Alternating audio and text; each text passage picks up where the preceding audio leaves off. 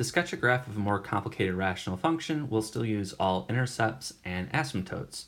So for f of x is equal to x squared minus 1 divided by x squared plus x minus 6, if I want to start by looking at, let's say, the horizontal asymptote, it'll come from the ratio of the numbers in front of the highest power of x terms. So that would be a 1 over 1. The horizontal asymptote is y is equal to 1. Now for the y-intercept, so that's going to be the ratio of the numbers at the end of the function. So that is negative 1 over negative 6, which turns into a positive 1/6. So if you put 0 into all the x's, you have 1 over 6 that is left over. Now to find the other two pieces of the graph, the vertical asymptote and the x-intercept, what we'll need to do is take this function and factor it. The reason for that is the vertical asymptotes are wherever the denominator is 0, and the x-intercepts are wherever the numerator is 0. Once these are factored, it's easier to see what those numbers are. So let's try that. The function f of x is equal to, okay, we have x squared minus 1 in the numerator. That factors as x minus 1 times x plus 1. In the denominator, we have x squared plus x minus 6. So that is, well, I have to have an x and an x. That's going to be a positive 3 and a negative 2. Written this way, I can see that if I'm looking for the x-intercepts, I can look at the numerator and say 1 makes this factor 0, a negative 1 makes the other factor 0. Both of those numbers have to be the x-intercepts. That is, negative 1 and 1 for x give you 0 back for y. Now for the vertical asymptotes, I can do the same thing except I'll look at the denominator. I see a negative 3 here makes the denominator 0. A positive 2 here makes the denominator 0 as well. So both of those values are vertical asymptotes. X is equal to negative 3 and x is equal to positive 2. I'm going to put all this information on my graph, but let's see what we have.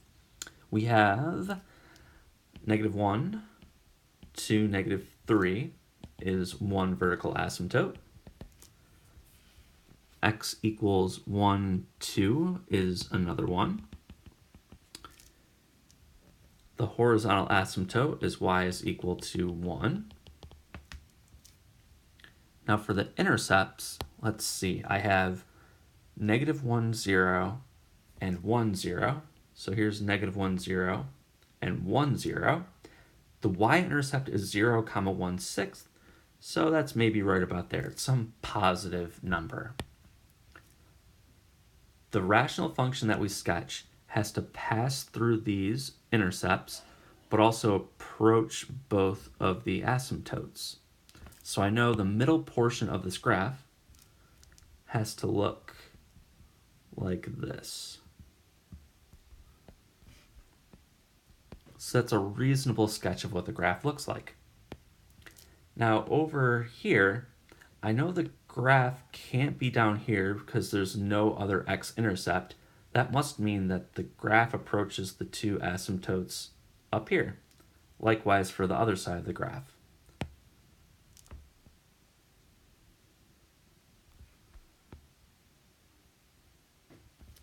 Okay, so this is a fairly reasonable sketch of what the graph looks like. Just how does the graph act around the intercepts and asymptotes?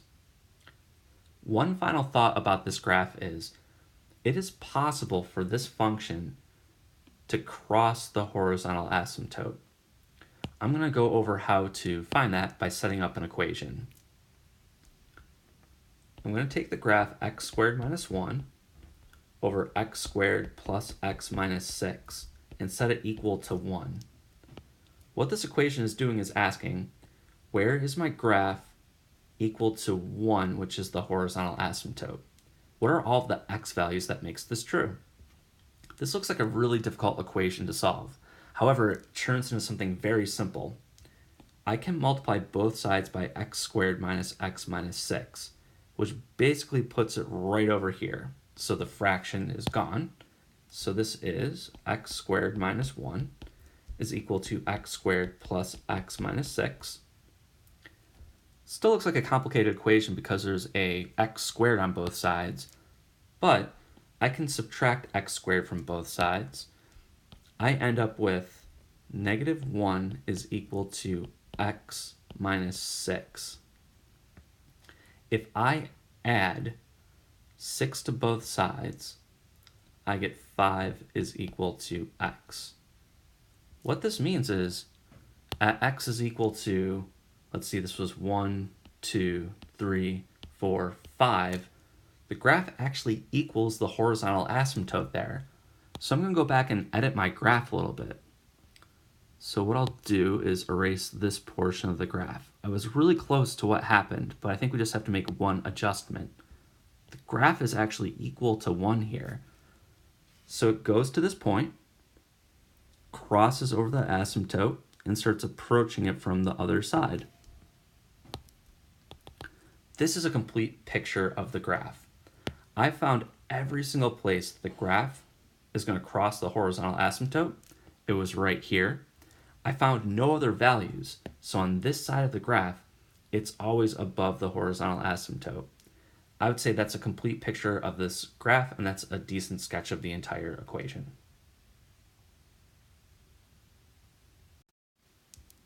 So same idea for the second example. I want to sketch a graph of this function, but I also want to be careful to find any places that this thing may cross the horizontal asymptote. So to start with, I think what I'll do is list out, I want to find the horizontal asymptote, the y-intercept, any vertical asymptotes, and x-intercepts. And as the equation is written, the horizontal asymptote is going to be the ratio of the numbers in front of my x squared terms, which is just 1 over 1. I know my horizontal asymptote is y is equal to 1. For the y-intercept, that's the y value when x is 0, so I'm taking the ratio of those two numbers. I get 0, comma, that's going to be 10 over 12. And if I cancel a factor of 2, that is 5 over 6, a positive 5 over 6. Everything else, if I want to figure out any vertical asymptotes or x-intercepts, I have to factor the equation, so let's write that out.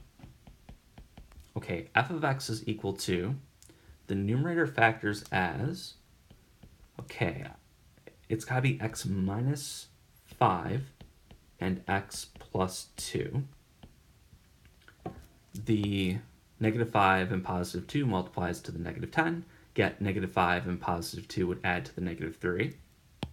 And for the denominator, I have, let's see, I want to multiply to -12, but add to -1. That's got to be x minus 4 and x plus 3. Now that my equation is factored, I can see that 4 and -3 are two numbers that make the denominator 0.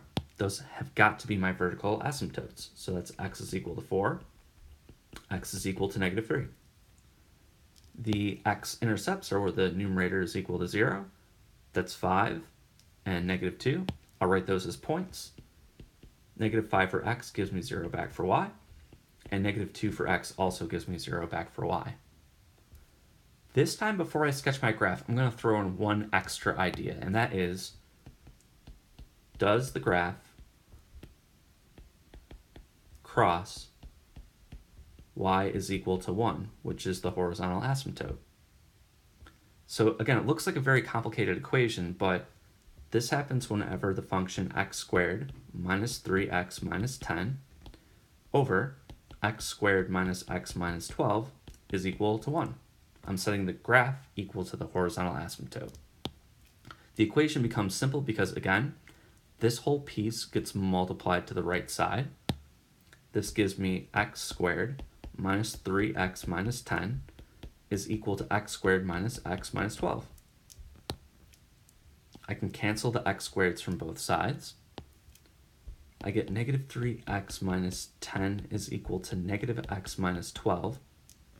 I think what I'll do here is add 3x to both sides, and I'll also add 12.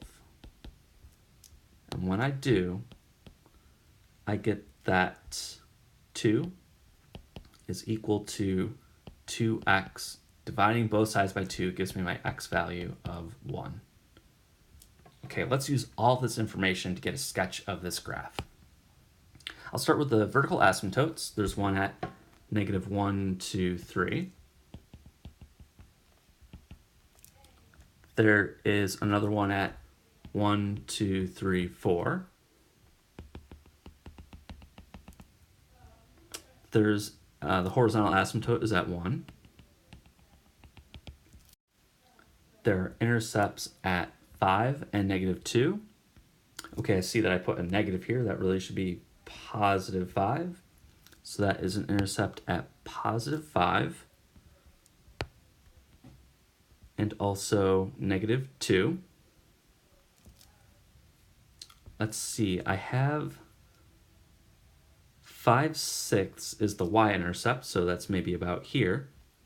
But now let's add in this other piece of information. At x is equal to 1, the function actually equals the horizontal asymptote. So I'm actually going to label this point ahead of time. I'm going to place this right here. I think I now know what my graph should look like. It's going to go through these points and approach both of the asymptotes. It has to do the same thing over here. And there has to be a piece that's over here as well. So let me sketch that whole thing. The graph should look like this.